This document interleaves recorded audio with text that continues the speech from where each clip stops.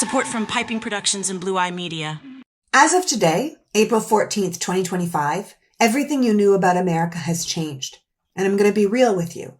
If Congress doesn't act immediately, then the military must. Here's where we are.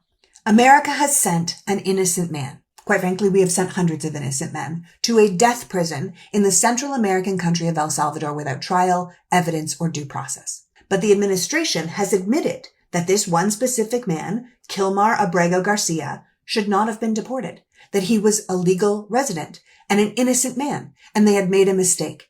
The United States Supreme Court agreed, and they unanimously ruled that Mr. Garcia should immediately be returned to our country, and our government has decided to reject their decision. This is clear and obvious proof that our president is now lawless, and we are no longer functioning under the rule of law.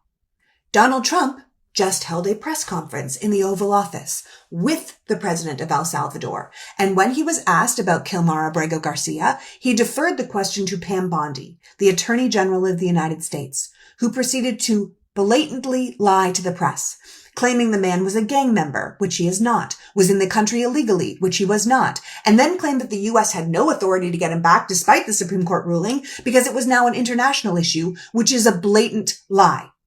To be clear, the Trump administration made a deal with El Salvador. We are paying their country with taxpayer money to take innocent people who have been denied their rights and given no trial into captivity with no chance of relief. It is an agreement we set up, not something that's just happening in a foreign nation. It's something that we are paying for. We are kidnapping people off our streets, human trafficking them to another nation, and paying to keep them in a concentration camp. That is what America is doing. How that's even allowed is an excellent question because that is not how deportation works. No trial, no proof, no paper trail, and these people aren't being returned to their home nations. They're being sent to a foreign one to be tortured and brutalized forever. Who agreed to that? Then the press turned their attention to the president of El Salvador, and they said, okay, if it's an international issue, are you going to return the innocent man that was mistakenly sent to a prison camp in your country? And he also said no. He said, why would he smuggle a terrorist into our nation? Who is the terrorist in this scenario? Kilmar Abrego Garcia is a legal American resident, a father, a husband, an American Union member. No one's asking anyone to smuggle. Our Supreme Court is telling you to put him on a plane, but he still said no. So what does this mean?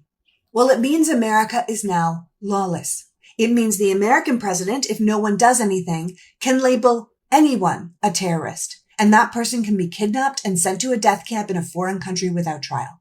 Trump has already admitted he won't be stopping at foreign-born legal residents. In fact, our president was caught on a hot mic after the press conference asking the El Salvadorian president to build more prisons so we could house homegrowns, meaning U.S. citizens he believes are criminals or a threat to his regime. But if an innocent father working as a union apprentice is a terrorist, what's a politician who speaks against him? A journalist who prints something he doesn't like? A citizen who criticizes his policies? We just watched the president of a country known for human rights violations tell the American president that to liberate his 350 million people, he's going to have to imprison some. And our president and our vice president and our attorney general agreed. So I need you to understand that if the American president can just claim a national emergency and disappear people without due process, there's not a single person in this country who is safe. Our Constitution is null and void, and fascism is here. Now, I'm going to be calling Congress to insist they act, because this is an impeachable offense, and Donald Trump should be impeached and removed from office. But since I have very little faith in Congress, I am also going to speak to our veteran friends and active duty military so they understand exactly what's happening here, and they can get right with the oath they took to protect the Constitution of the United States and the freedom it affords its citizens against enemies both foreign and domestic. This is the moment, America. What we do now will resonate through the ages. Is this who we are? Is this what we allow? Will we continue to just put our heads down and hope for the best, or do we stand up and get loud and collectively reject this sickness, this criminal, lawless administration? Because this is no longer about politics. It is about identity and morality and justice.